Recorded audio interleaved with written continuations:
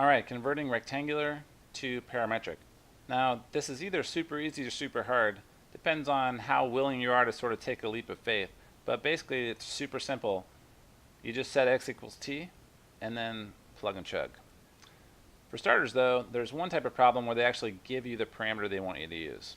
So if they give you x in terms of t, so for example, in this one, we want to convert this function, but they're telling us that x should equal t.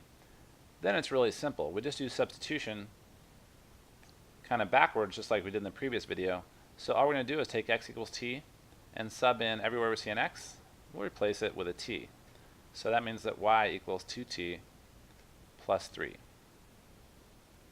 And of course x equals t is the other half of that. Oops. So there is our pair of equations. Really simple, right? There's a chance they'll give us a different, something other than x equals t. Like in this case, we got x equals 5t. So let's just try dropping in 5t everywhere we see an x, which is only one spot right there. So that means that y equals 5t. Now you got to square that whole thing. Since x is squared, that means your 5t has to be squared.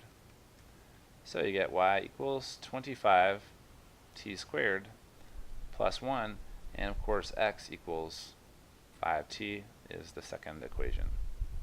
But we're just restating what they gave us. So that's what you do if they give you what x is. They usually give you x. If they gave you y, you could do the same thing and plug it in. But the point is, really simple. Just plug and chug, substitution, piece of cake. Now if they don't give you x, that's actually fine, because that means you can pick whatever you want. And guess what the easiest thing to pick for your parameter is in your x? Oh, I don't know. Let's just do x equals t. Right? Because why not? So all we do is replace x with t, and we get y equals 2t squared plus 3. Bam. It's that easy. Here's a really hard one. It's got inverse secants. It's got secants and tangents, but you can imagine if you wanted to solve for x, that would mean you need inverse secants and inverse tangents.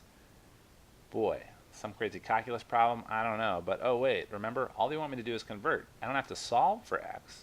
I just have to convert. So, gosh, why don't I just make x equals t? Or no, I got a good one. Since it's angles, I'll make x equal theta. That looks better. And then I just replace all my x's with thetas, and I get that y equals 5 secant theta tan theta. Oh my gosh, look at that. It's that quick. Now there are certain types of very advanced problems where you might need to plug in something else, but I've only seen like one teacher do that. So if you have one of those teachers, just memorize that one problem, because you know how it is. I always recommend you to learn for your teacher, not for your class. But for the most part, it's this simple.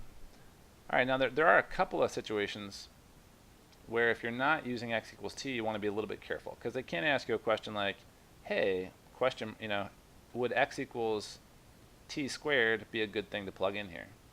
So they're giving us an equation, and then they're saying, hey, what's the better parameter to choose? They're not giving the option of x equals t. X equals t would be too easy.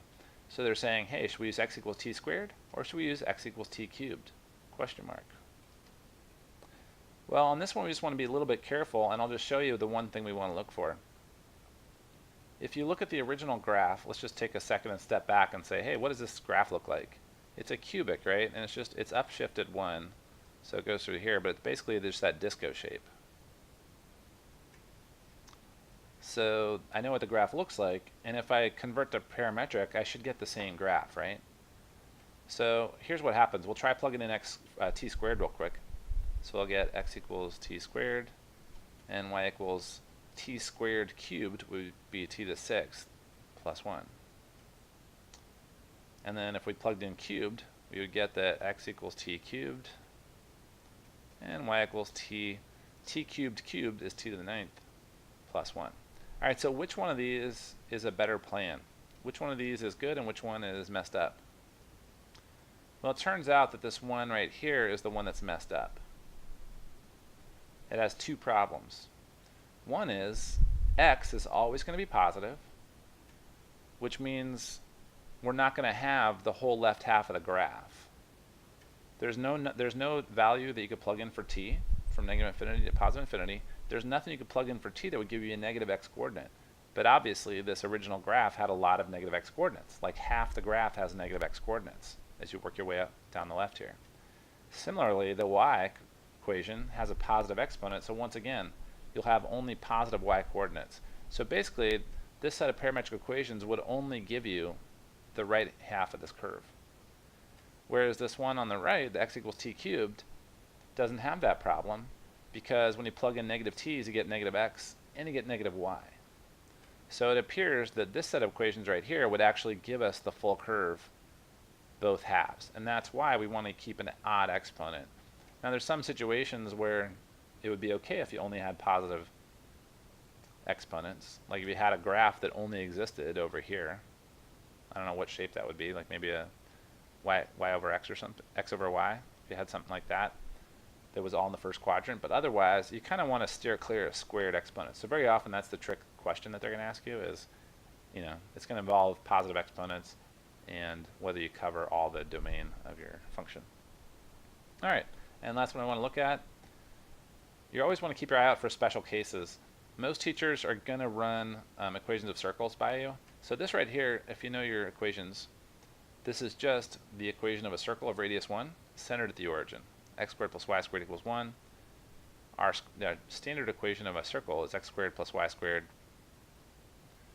equals r squared for an equation for a circle centered at the origin.